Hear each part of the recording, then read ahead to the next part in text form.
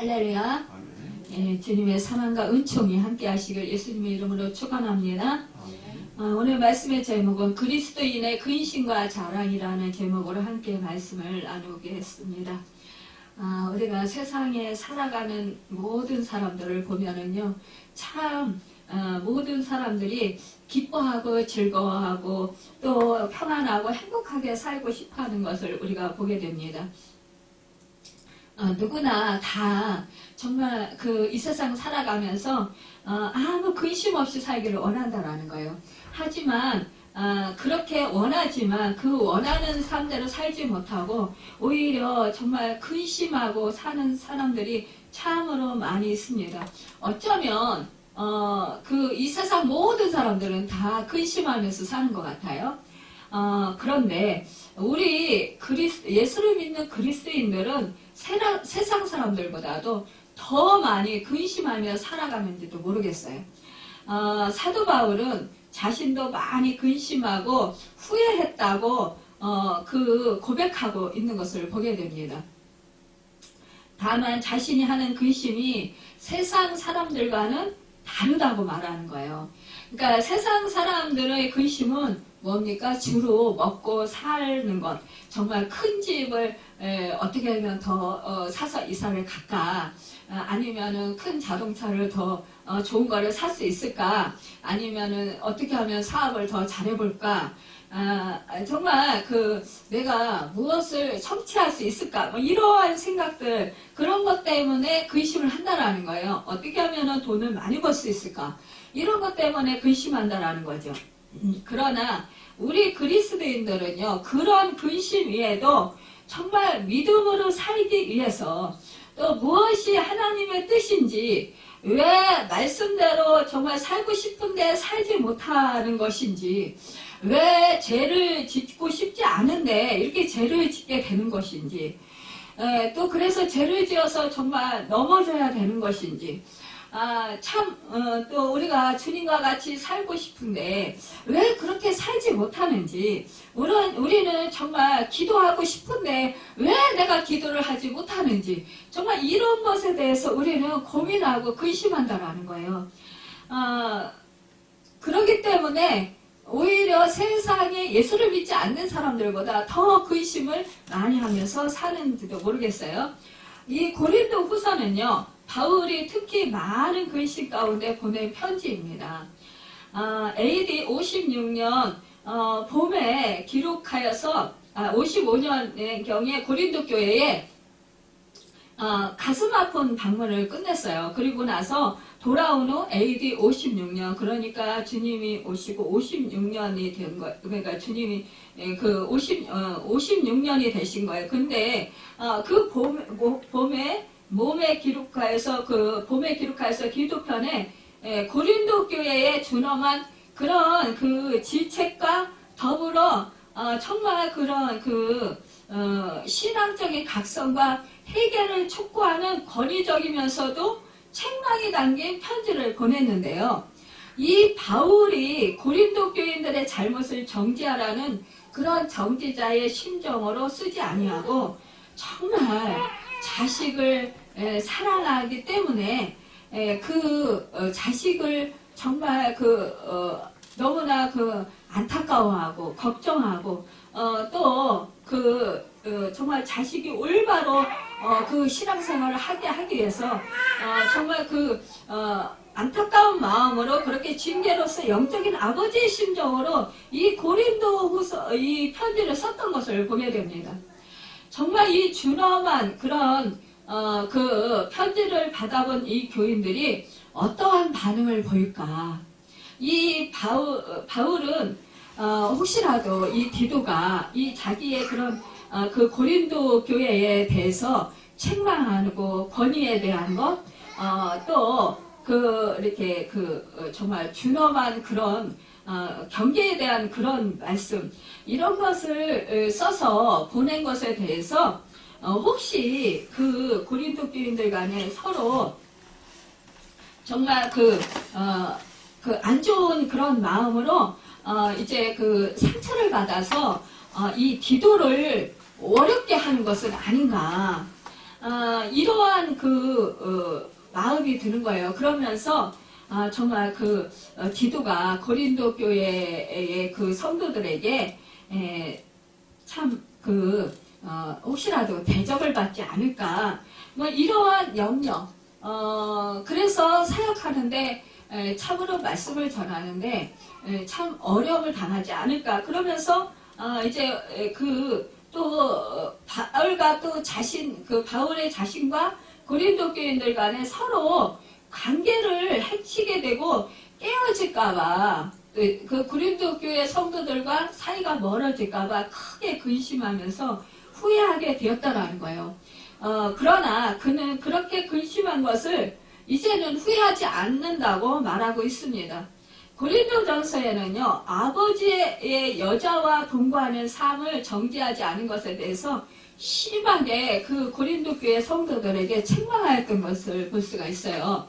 그런데 이 고린도 후서에서는 12절에 불의를 행한 자가 나오고 불의를 당한 자가 나오는 것을 보면 어떤 구체적인 잘못이 그 교회에 있었던 것 같아요. 이제 바울이 이런 책망하는 편지를 쓴 이유는 죄 지은 사람을 매장하려는 것이 아니고 또 억울하게 누명을 뒤집어 쓴 사람을 위로하려는 것도 아니었어요. 이 바울이 편지를 쓴 더 중요한 이유는 이 고린도 교인들이 변함없이 하나님을 두려워하고 말씀을 간절히 사모하는 것을 드러내기 위해서였다는 거죠. 그러니까 이 두렵고 떨림으로 이 사도 바울이 전하는 이 편지 내용을 통해서 하나님의 뜻을 깨닫고 하나님을 두렵고 떨림으로 경외하고 하나님의 말씀에 순종하고 행하여서 정말로 믿음의 올바른 사람들로서 온전한 사람들로 세워지길 바랬던 것이에요. 사실상 영적인 지도자, 영적인 목회자, 영적인 그런 선지자, 하나님의 사람 선지자들은 사실상 그 백성들을 하나님의 마음으로 그들에게 하나님의 말씀을 선포합니다.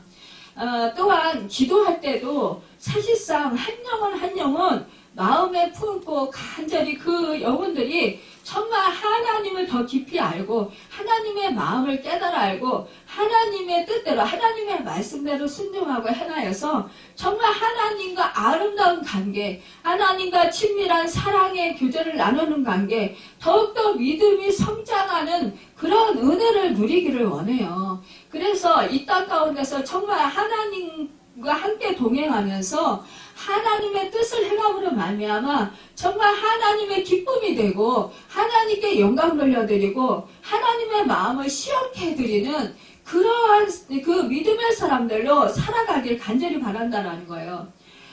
그렇게 할 때 정말 하나님께서 그들에게 또한 정말 놀라운 하나님의 축복을 내려주시지 않겠습니까? 이 바울이 고린도 교회의 어떤 잘못에 대해서 그들 스스로 해결하도록 그냥 놔두지 않고 정말로 이렇게 멀리 떨어져 있지만 적극적으로 개입하고 그들의 편지를 써서 지시함으로써 그들의 마음을 상하게 하리라는 것에 대해서 잠시 근심했지만 그러나 정말 그는 그래도 이 고린도 교회 성도들 중에는 정말로 그 편지 내용을 보고 오히려 정말 그 하나님의 음성을 듣고 회개하고 그 죄악된 길에서 돌이키고 정말 하나님 앞에서 온전한 신앙인들로 오히려 세워질 것을 믿었다라는 것을 볼 수가 있습니다. 여러분 우리가요 정말 부모가 자식을 책망할 때는 사랑해서 책망하지 미워서 책망하는 건 아니에요.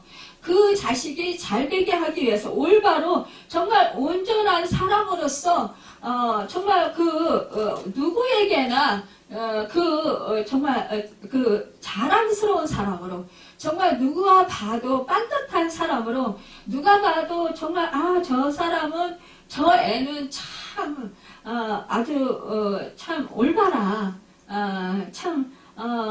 정말 정직해. 저 애는 참 누구 집 자식인지 정말 부럽다. 이러한 소리 정말 대단해. 그 부모가 어떻게 저렇게 자식을 잘 키웠나 이런 소리를 듣고 싶은 게 사실상 부모예요. 내 자식이 밖에 나가서 저 자식 네 자식인지 정말 네 집 자식인지 정말 형편없어. 저 자식 정말 그 부모가 불쌍해. 어떻게 키웠길래 저 모양이야. 이런 소리를 들을 때 그 부모의 마음이 어떻겠어요. 만약 그렇다면. 그러기 때문에 이 자식을 정말 온전하고 사랑해서 그 온전하게 정말 그렇게 되기를 원해서 책망하는 것입니다.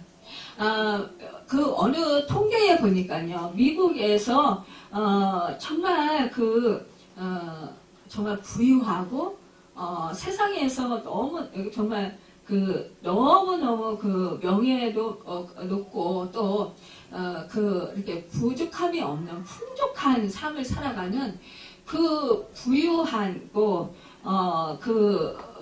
정말 세상 사람들이 누구 하면 알아줄 만한 그런 사람들의 그런 집안의 그 자식들이 오히려 불행하다라는 소리를 그 소식지를 통해서 보게 되었습니다. 그것은 뭐냐면은 오히려 요즘에 그런 말이 있잖아요. 예전에는 개천에서 용난다 그런 말이 있었어요. 왜냐하면은 정말 시골에서 예전에는 정말 가진 것도 없고 가난하고 누구 한 사람 도와줄 사람 없는데도 불구하고 자기 스스로 열심히 정말 노력해서 성공한 사람, 세상에서 정말 인격이 훌륭한 대단한 사람들로 세워진 그런 사람들을 우리가 정말 우리 시대에는 많이 있었어요. 그런데 지금 시대에는, 지금 애기들 시대, 이거 어린이들 시대에는 그 부모가 뒷바라지를 그만큼 유명한 개인 교습을 시켜야, 유명한 그런 교수들이나 이런 사람들로부터 교습을 시켜야만이 그 성적이 좋아진다는 거예요. 그래서 명문대에 들어가게 되고, 그래서 정말 유학도 좋은 데로 유학을 가게 되고, 그 부모가 뒷바라지 해준 사람들이 이제는 정말 세상에서 그런 높은 자리를 차지하고 또한 잘 된다라는 거예요. 그렇기 때문에 이제는 부모가 그만큼 뒷바라지를 해줘야 된다. 이런 말들이 있더라고요. 그런데 여러분, 사실상 우리가 사람의 인격이 중요하다라는 것을 볼 수가 있습니다. 여러분, 아무리 뒷바라지를 많이 해줬다 할지라도 그 자식의 인격, 그 사람의 인격이 제대로 되어 있지 않다라면 이 세상에서 아무리 명예를 누리고 정말 높은 자리에 앉아있다 할지라도 부귀영화를 누리고 산다 할지라도 그 사람은 그 마음속에 참된 기쁨과 참된 평안이 없고요. 정말로 불행한 삶을 살게 된다는 거예요. 그 설문조사에서 본 결과 그 부족함이 없는 그 젊은 사람들이 10대, 20대들, 30대들이 정말 우울증에 시달리고 있으며 많은 그런 고통 속에서 헤매고 있다라는 것을 알게 되었다라는 사실이에요. 그래서 늘 근심 걱정에 휩싸여 산다. 그리고 사는 낙이 없다라는 그런 소리가 있다라는 것이죠. 제가 그 설문조사를 보면서 참 그래요. 부족함이 없었기 때문에 자기들은 무엇을 성취하면서 살아야 되는 것인지, 이 세상을 위해서 어떻게 살아야 되는 것인지, 자기 존재 가치에 대해서 깊이 성찰하지 못하고 살아간다는 거예요. 왜냐하면 모든 것이 자기에게 다 주어져 있기 때문에, 부족함이 없기 때문에 특별하게 자신들이 그렇게 크게 노력하면서 정말 자기들이 힘써서 애써서 성취하는 일이 없기 때문에 성취욕을 그만큼 느끼지 못하고, 또한 사람들에게 부족함이 없기 때문에 자신들이 뭐를 도와주고 도움을 받고 이런 것들을 경험하지 못했다라는 거예요. 인간관계 속에서. 그러기 때문에 자기 자신만을 알고, 그러기 때문에 자기의 그런 자기 애에 빠져서, 그러니까 자기 사랑에 빠져서 결국은 이렇게 나약한, 유약한 그런 사람들로 살아간다라는 거죠. 여러분, 우리가요, 너무 지금 이 시대에 자식들을 위해서 정말 모든 것을 다 해주려고 하잖아요. 모든 부모들이. 그렇기 때문에 이 자식들이 앞으로 너무나 유약한 아이들로 그렇게 자라날 수가 있다는 것을 볼 수가 있습니다. 여러분, 우리가요, 이 세상에 살아가면서 정말 그 모든 것을 그 자식에게 다 완전히 풍부하게 다 해결해 줄 수는 없어요. 우리가 정말 그 부모가 아무리 사랑한다 할지라도 그 자식들을 따라다니면서 그 마음까지도 헤아려 가면서 그렇게 그 마음까지도 만족시켜 줄 수 없다라는 사실입니다. 그런데 우리 하나님이 함께 하시고 하나님 안에 있으면 하나님께서 그와 동행하시면서 그의 마음과 생각을 감화감동시켜 주시고 깨닫게 하시고, 또한 그 모든 것을 정말 하나님께서 이 모양 저 모양 인도하여 주시기 때문에 그 말씀대로 살아갈 수 있는 능력을 주신다는 거예요. 여러분, 이것은 우리의 힘으로 능으로 될 수 없는 것이고 오직 살아계셔서 역사하시는 하나님의 영으로만 될 수 있다는 것을 볼 수가 있습니다. 여러분, 바울이 고린도 교회에 어떤 정말 그러한 그 죄 때문에 생기는 근심으로 자기 안에 죄가 있거나 그리스도인의 공동체 안에 해결되지 않은 죄가 있기 때문에 근심하게 됐다고 했는데요. 정말 그 산상설교에서 예수님께서는 애통하는 자는 복이 있나니 라고 말씀하는데, 그 애통은 죄 때문에 깊이 근심하는 것을 말해요. 누군가가 죄를 지적하면 고치려고 노력하면 될 텐데 우리 참 그리스도인들은 그것이 쉽지 않다라는 거예요. 사람 마음이요, 그것이 쉽지 않다라는 거예요. 마음속에 자신의 잘못을 인정하기 싫은 사람들은 자존심이 있기 때문입니다. 자아가 있기 때문에. 우리에게 중요한 것은 왜 같은 믿음의 가족들 사이에 이런 염려와 근심이 있느냐 하는 것인데, 이것이 바로 우리가요 정말 주님이 아니기 때문이라는 거예요. 우리가 인성을 가지고 있는, 육체를 입고 있는 우리는 본성이 죄악 덩어리인 그런 인간이기 때문이라는 것입니다.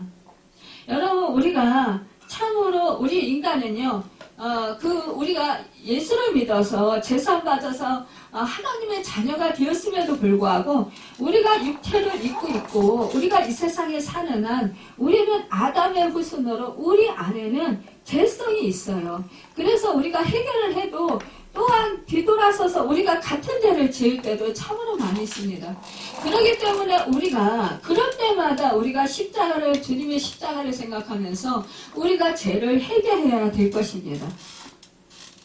여러분, 우리가 정말 우리 상대방이 나를 좋지 않게 생각하거나 혹은 이제 불신하거나 의심해서 어떤 그런 정말 말을 했다. 그러한 판단이 서면 어떻게 해요? 설사 그 말이 옳다고 하더라도 그것으로 인해서 상처를 입게 되고 결국 저 사람은 나를 이 정도밖에 생각하지 않는구나, 이런 생각에 개동하게 된다는 거예요. 사람들은요 보통 이제 메시지를 들으면 메시지 내용보다 상대방이 나를 어떻게 생각하느냐 하는 것을 더 중요하게 생각하게 된다는 것이죠. 여러분, 말은 다 맞는 말인데 기분이 상한다라는 것이에요. 참 예전에 우리 이제 교회에 나오셨던 그 집사님이 있었어요. 근데 그분이 이렇게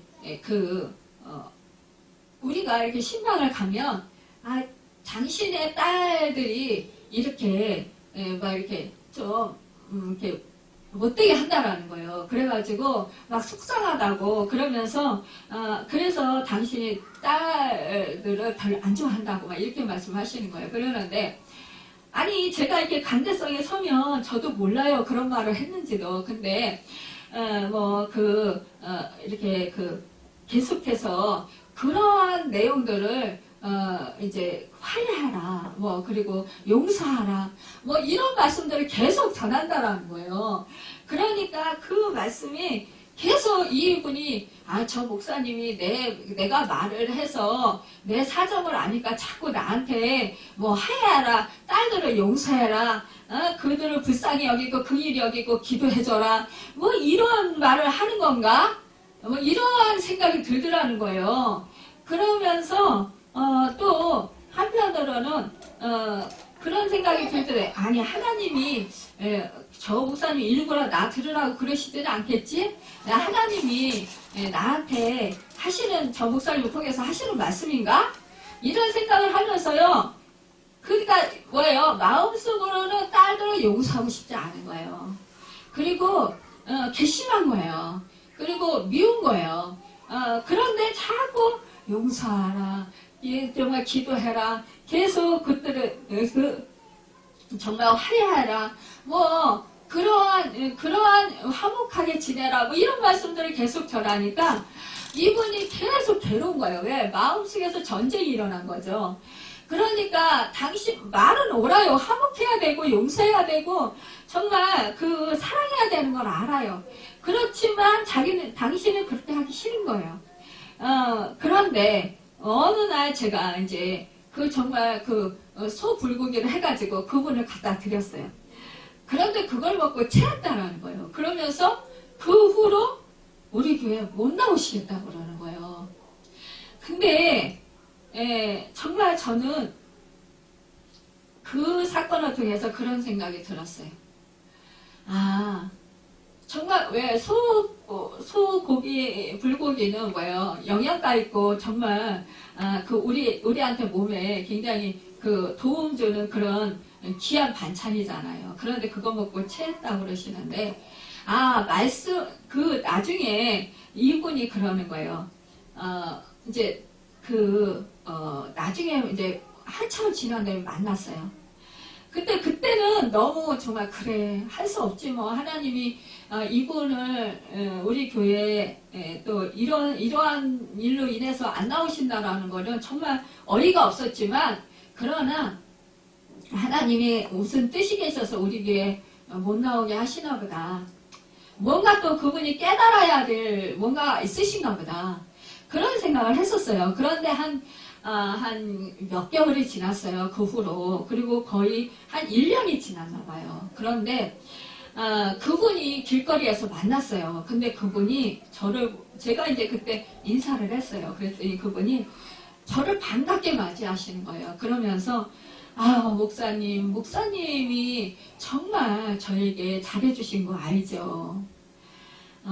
정말 제가 목사님 교회에 다시 가고 싶었는데 차마 못 가겠더라고요. 염치가 없어서. 그런데 목사님 사실은요, 제가요 강대상에서 계속 목사님 말씀하시는 그 말씀을 듣고요, 너무 마음이 힘들었어요. 고통스러웠어요. 자꾸 정말 용서해라, 화목해라, 자꾸 그들을 불쌍히 여기고 긍휼히 여겨라, 사랑해라, 그렇게 계속 말씀하시는데 저는 정말 용서하고 싶지 않고 정말 그 딸들을 정말 사랑해주고 싶은 마음이 없었는데 자꾸 그런 말씀하시니까 너무 힘들었어요. 그 목사님이 말씀하시는 게 다 옳다는 거 알면서도 제가 용서하기 싫고 제가 미워하는 마음이 너무 크다 보니까 정말 그 말씀 듣는 게 너무 저에게는 힘들었어요. 그래서 차라리 안 듣고 싶었어요. 그러던 차에 목사님 갖다 주신 그 불고기를 먹고 체하니까 그 핑계로 안 나가게 된 거예요. 이렇게 말씀하시는 거예요. 그러면서 해결을 많이 했어요. 목사님 정말 죄송해요. 이런 말씀을 하시더라고요.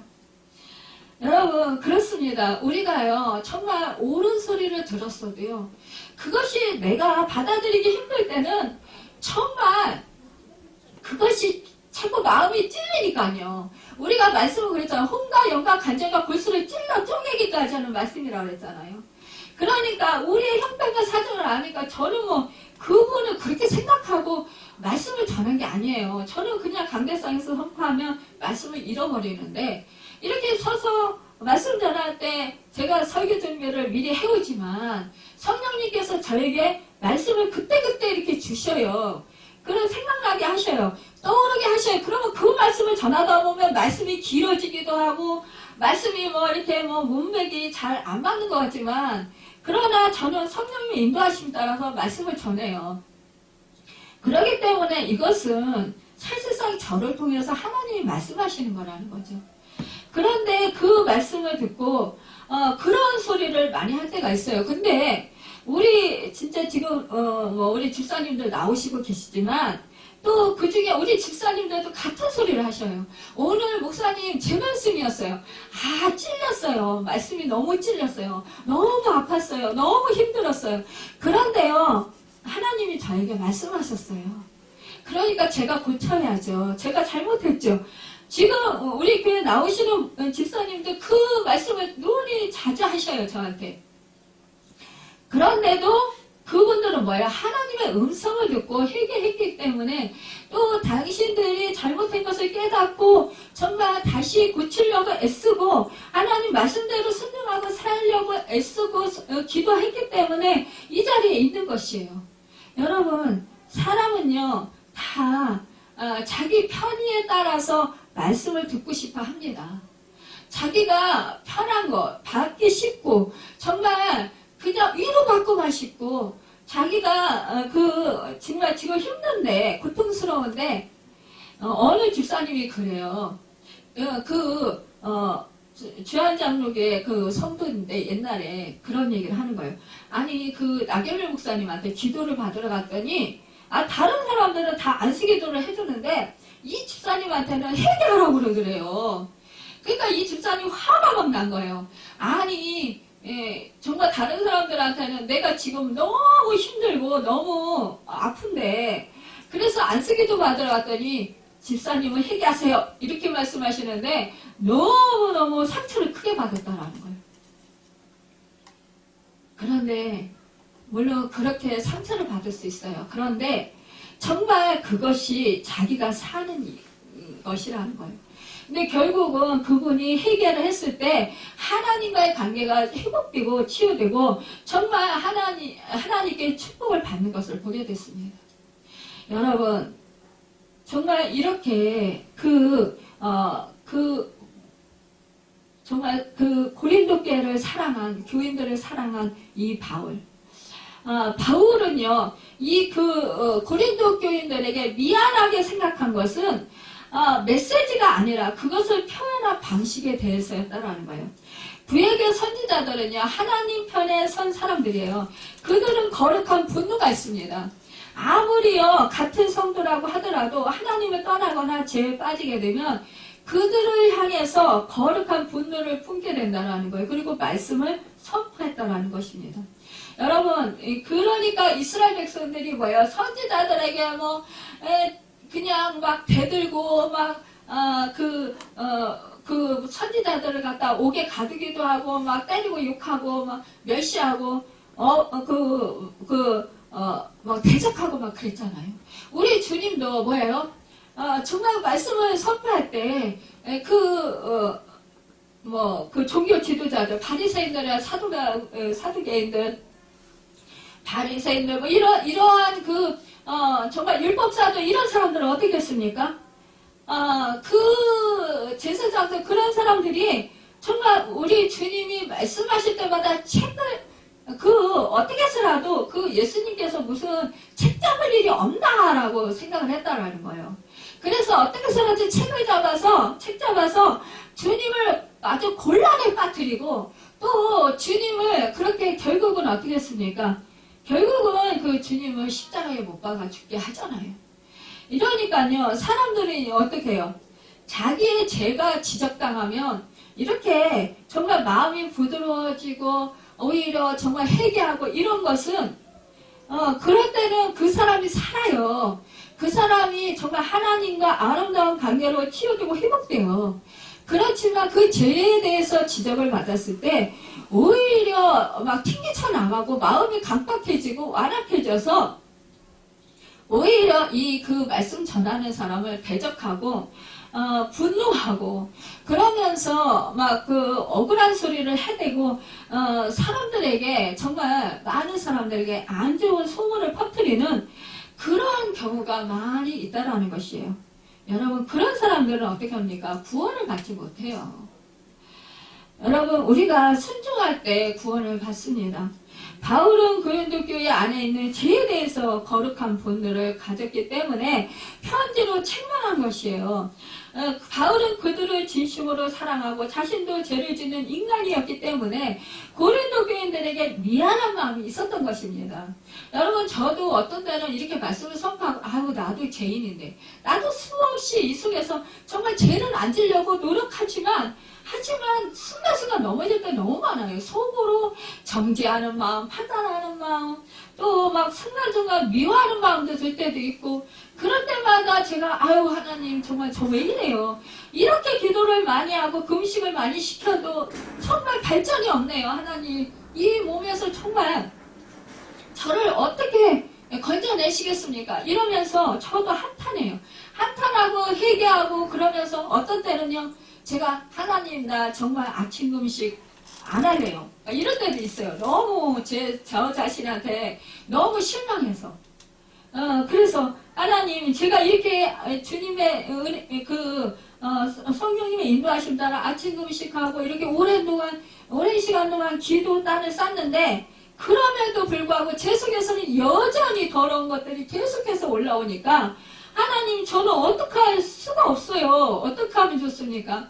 이러면서 이제는 차라리 이래도 저래도 제 속에는 더러운 것 뿐이니까 하나님 저는 차라리 힘들게 아침 금식 안 할래요.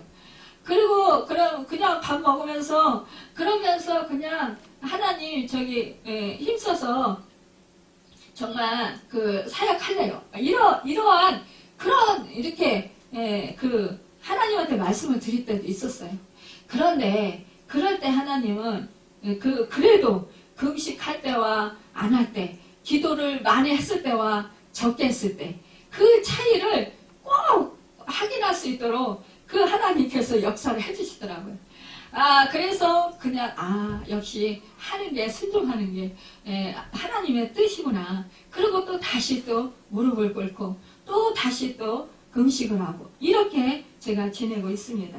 여러분, 그렇습니다. 우리는요, 아무리 성화됐다 할지라도 우리 속에는요 육신을 입고 있기 때문에 계속해서 우리 속에는 이렇게 정죄감이 들고 또 때로는 정말 그 생각으로 이렇게 그 죄를 지을 때가 있다라는 그럴 때마다 어떻게 해요? 그럴 때마다 우리는 회개하는 것밖에 없어요. 주님의 십자가를 붙드는 것밖에 없어요. 여러분 정말로 이것은요 우리가 정말 이것 때문에 우리가 근심하는 거예요. 그렇지만 그 근심 때문에 어떻게 해요? 하나님과 더 가까워지는 거예요. 그 근심하기 때문에 회개하고 나 자신을 정말 돌아보면서 하나님 내가 아직도 이렇게 정말 부족합니다. 제가 아직도 이렇게 죄인입니다. 죄성이 많습니다. 주님 그러기 때문에 주님의 은혜가 필요하고 주님의 도우심이 필요하고 주님의 그 생명이 필요합니다. 나는 이미 십자가에서 죽었고 이제는 주님이 제 주인이 되시고 제 생명이 되시니까 주님 뜻대로 저를 인도해 주시오. 주님 마음이 제 마음이 되게 하여 주시옵소서. 이렇게 우리가 주님을 의지할 수밖에 없는 거예요. 그러니까 어떻게 우리는 말씀을 붙들을 수밖에 없고 기도할 수밖에 없는 거예요. 내 자신이 혼자 살아가다 보면은 정말 우리는 완전히 그 믿음에서 떠나가게 되기 때문이라는 것을 철저하게 더 깨닫게 되기 때문이라는 것입니다. 이 사도 바울은 정말 복음을 내서 자신의 생명을 조금도 귀한 것으로 여기지 않고 에베소에 왔던 사도 바울은 큰 환난을 당하게 되었어요. 우상을 만들어 파는 사람들이 일제히 일어나서 복음을 전하는 바울을 죽이려 폭동을 일으켰고, 엎친 데 겹친 격으로 고린도 교회에서 들려오는 소문을 들으니까 분쟁과 음행과 우상숭배와 불신, 정말 그것은 참으로 사도의 마음을 괴롭혔다라는 거예요.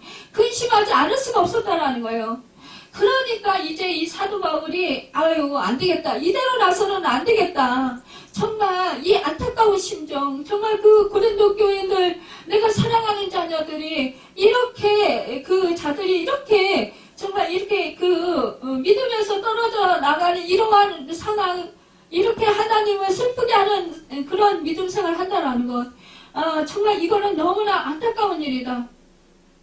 그러기 때문에요, 이 편지를 쓴 거예요. 그래서 디도 편을 보낸 거예요.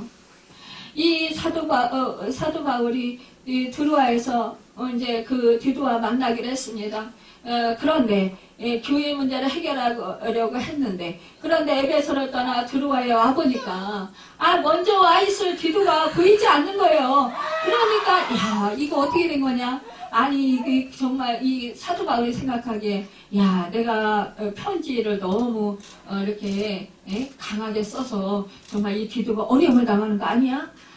그러니까 또 디도를 위해서 또 근심이 되는 거예요. 불안한 거예요. 그러니까 그냥 가만히 있을 수가 없는 거예요. 그러니까 이게 전도의 문이 열렸지만 이 디도를 찾아서 또 다시 마게도나로 건너가요. 그때는 교통편이 지금같이 자가용이 있으니까 무슨 차가 무슨 버스가 이런 게 노선이 좋게 잘 발달되었습니까? 이것도 아니었어요. 대부분 걸어서 다녔다라는 거예요. 여러분, 길도 험합니다. 그런데도요, 이 또 디도를 또 찾아서 마게도나로 다시 건너가요. 그러니까 디도를 얼마나 사도 바울이 사랑했나를 볼 수가 있습니다. 그런데 마게도니아에 왔을 때 사도의 마음은 정말 이렇게 불안해 있는데, 그러면서 근심하고 있는데, 이 마게도니아에서도 또한 이렇게 박해와 핍박에 시달립니다. 환난을 당해야 합니다. 그러니까 안으로는 정말로 밖으로는 다툼이, 안으로는 두려움이 가득했다고 오늘 말씀 5절에 말씀하고 있어요. 바로 이때 고린도에 갔던 디도가 돌아왔어요. 여러분, 부둥켜 안고 하나님을 찬양합니다. 정말 디도가 위로자가 되었습니다. 여러분, 비천한 자를 위로하시는 하나님께서 비천한 자 사도로 위로하셨다는 거예요. 위로의 그 아버지, 참 좋으신 하나님의 위로는 여기서 끝나지 않았어요. 고린도 교회에 다녀온 이 디도의 얼굴을 보니까 기쁨이 충만한 거예요. 성령이 충만한 거예요. 얼굴이 환하게 빛나 있는 거예요. 웬일이냐. 정말 고린도 교회에 갔던 게 정말 이 디도를 잘 보냈나 보다. 이 디도가 어려움을 당하고 있어서 얼굴이 정말 죽을 상황을 하고 올 줄 알았는데 환하게 웃으면서 기쁨이 충만해서 왔네. 야, 이거 정말 좋은 일이 있었나 보다. 이 정말 그 고린도 교회 성도들이 해결했나 보다. 말씀을 잘 받았나 보다. 이 디도를 사랑해서 잘 섬겼나 보다. 영적인 지도자를 잘 섬겼나 보다. 이런 생각을 하니까 너무 기쁜 거예요. 그러니까 이 디도가 이렇게 말하는 거예요. 또 영적인 변화에 대해서 일일이 사도에게 말합니다. 그 하나님의 위로, 하나님이 주시는 기쁨을 보고를 합니다. 그 바울이 보낸 책망의 편지를 그 고린도 성도들이 눈물의 편지, 준엄한 편지를 받아본 이 고린도 성도들이 처음에는 이 편지 내용을 보고 자기 자신들을 생각하면서 그 말씀에 찔려가지고 근심했다고 했어요. 근심하더니 이 사람들이 이제 한 사람 하나님 앞에 엎드려서 죄를 뉘우치면서 회개하는 거예요. 슬퍼하면서 회개하더라는 거예요. 이 회개한 성도들이 이제는 복음을 간절하게 열망하고 정말로 이제 그 복음을 위해서 믿지 않는 자들에게는, 오해하는 자들에게 얼마나 변증하는지, 정말 그 과거에 과거에 자신들이 지은 죄에 대해서 얼마나 분하게 여기는지, 또 하나님을 얼마나 두려워하고 주 예수 그리스도로 오시면 얼마나 고대하는지 열심히 정말 최선을 다하는 그런 모습, 여러분 얼마나 사모하게 하며, 오늘 11절에 보면 그렇습니다. 얼마나 열심히 있게 하며 얼마나 벌하게 하였는가. 정말 이렇게 변했다라는 거예요. 그러면서 회개했다라는 거예요. 이것을 보니까, 이것을 정말 보니까 너무, 그러면서 뭐예요? 그 고린도교의 성도들이 기도를 정말 너무너무 사랑하면서 그 목회자로서 잘 섬겨주는 거예요. 말씀에 순종하는 거예요. 이러니까 기도도 얼마나 기뻤겠어요. 얼마나 정말 행복했겠어요. 여러분, 우리가요, 성도들이 정말 우리가 서로 목회자와 하나가 될 때 정말요 재밌어요. 즐거워요. 행복해요. 정말 사역이요 너무너무 그냥 정말 행복하고 우리가 정말 그럴 때가 있었습니다. 너무너무 행복하고 정말 초대교회 같이 그렇게 지날 때 너무너무 그냥 성령의 역사도 강하게 일어나고 정말 하나님이 그곳에 임재하신 것이 늘 느껴졌어요. 여러분, 참 우리가 그렇더라고요.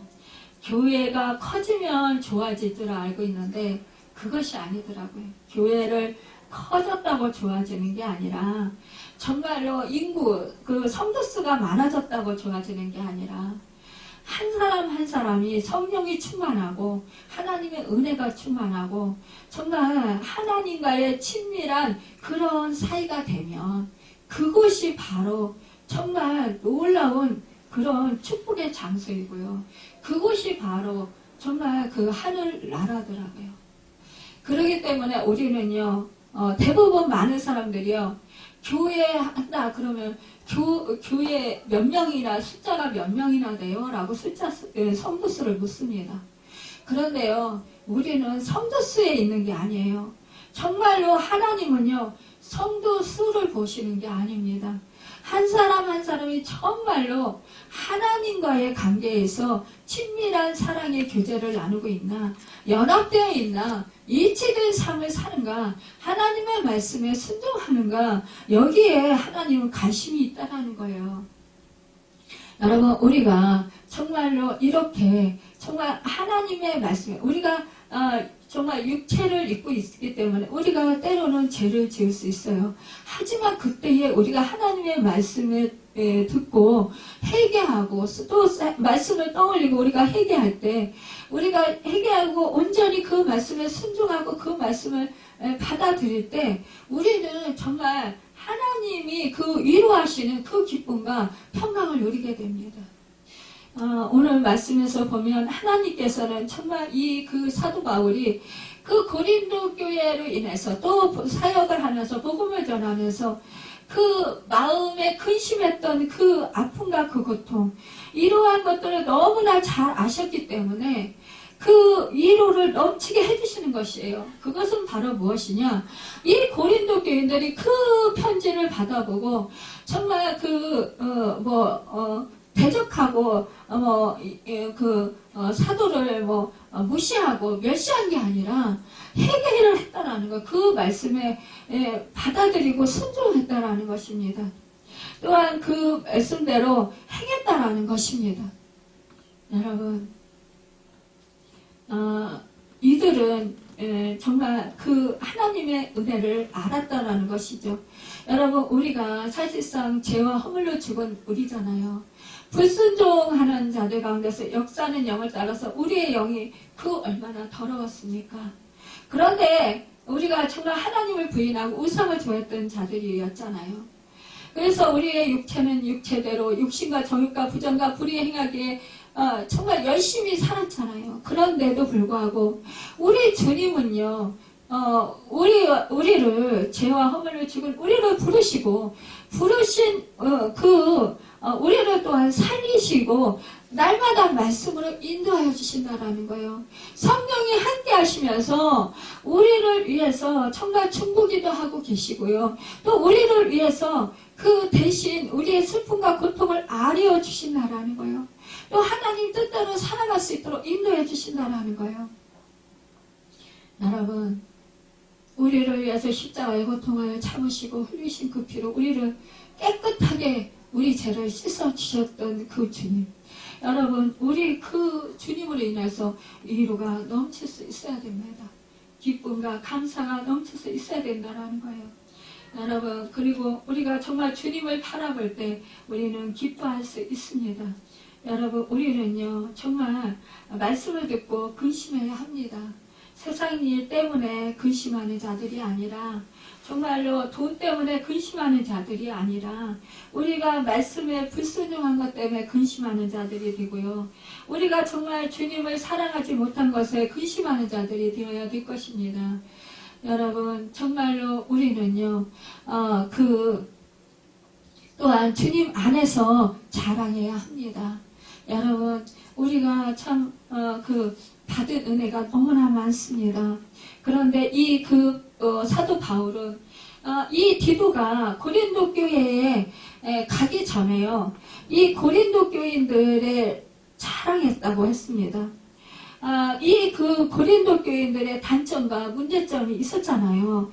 그래서 이 디도에게 편지를 써서 주었잖아요. 그래서 보냈잖아요. 그럼에도 불구하고 이 사도 바울은 이 디도에게 단점과 문제점을 지적해서 말하기보다는 이 고린도 교인들이 이제 정말로 지금은 미성숙한 그런 신앙의 모습일지라도 앞으로 하나님의 은혜를 받고 하나님 은혜 안에서 분명히 그들이 신앙으로 성장하고 정말로 순종의 사람들로 그 하나님을 기쁘시게 해드리는 자들로 그렇게 달라질 것을 믿었다라는 것이에요. 바울의 믿음대로 고린도 교회는 디도를 두려움과 떠으로 디도를 영접했고 진심으로 순종하고 전격적으로 그들이 정말로 그 불순종하던 것, 또 그들이 잘못된 것들을 다 개혁했다라는 것입니다. 오늘은 종교개혁주일로 지킵니다.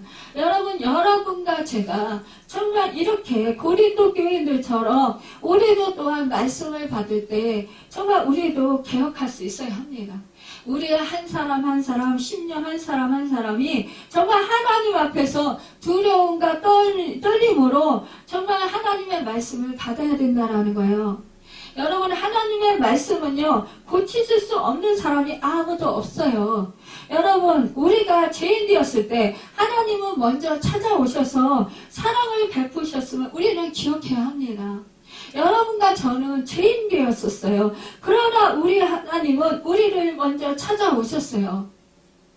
아담과 하와가 죄를 짓고 벌거벗어서 부끄러워서 무화과 잎으로 그 치마를 마련해서 정말로 치마를 입고 그 나무 뒤에 숨어 있을 때에도 우리 하나님은요, 그들을 정말로 그 가죽옷을 지어가지고 찾아오셨습니다. 여러분, 우리에게요, 정말 죄인 되었을 때 우리 주님이 십자가를 지셔서 우리의 죄값을 치러주셨다라는 것입니다. 여러분, 그렇기 때문에 우리는 하나님의 의로 의롭게 되었다함을 받았다라는 것이에요. 여러분, 우리는 의로운 사람이 한 사람도 없습니다. 여러분, 우리가 그러기 때문에 늘 우리는 정말로 하나님께 우리가 늘 감사하며 살아가야 합니다. 여러분, 가장 감사한 것은 하나님의 말씀을 갖고 담대하게 책망할 수 있었던 것을 이 사도 바울은 감사하고 있습니다. 여러분과 제가 범사에 감사하는 것, 자족하며 감사하는 것, 여러분 정말로 귀에 듣기 좋은 말만 하는 것은 정말 그런 사랑하는 것이 아니라는 것이에요. 여러분, 죄로 인해서 근심하는 것은 하나님의 뜻에 바로 서기 위한 것이라는 것입니다. 이 근심은 우리를 더욱 온전한 하나님의 은혜로 인도하고 더 든든한 신뢰 관계를 가지게 한다는 것이에요. 여러분과 제가 주님 안에서 정말 서로 성도를 장점을 보고 사랑해주고 자랑하며, 또한 우리가 여러분과 제가 주님 안에서 정말로 안 좋은 것들이 있다면 근심하며 우리가 하나님께 기도하는, 기도를 아리면서 정말 그 사람이, 그 사도 바울이 정말 그 고린도 교인들이 변화되어서 장성한 신앙의 분량에 이르는 그런 장성한 신앙의 그 소유자들이 될 수 있도록 될 수 있기를 바라고, 또 그렇게 된 것을 믿었고 바라보았고 그 디도에게 자랑했던 것처럼 우리도 믿고 참으며 견디고 또 용서하며, 또한 우리 그런 정말 지체가 있다면 그런 사람들에게 무시하고 멸시하는 것이 아니라, 그들을 돌려세우는 것이 아니라 그들에게서 하나님의 소망을 보시고 정말 그들에게서 하나님께서 하시는 그 나를 변화시켜 주시는 그 하나님이 그도 변화 주실 것을 믿고 인내하며 견디며 그를 사랑으로 섬기는 그 은혜가 있기를 바랍니다. 그리고 그의 장점을 정말로 칭찬해주고 자랑하면서 정말로 하나님 은혜를 높여드리는 그런 은혜가 있어서 우리 호산나 교회 공동체가 아름다운 정말로 주님의 사랑이 흘러 넘치는 그런 공동체가 되는, 하나님의 기쁨이 되는 그런 공동체가 되고 칭찬받는 공동체가 되는 그 은혜가 있기를 예수님의 이름으로 축원합니다. 기도하겠습니다.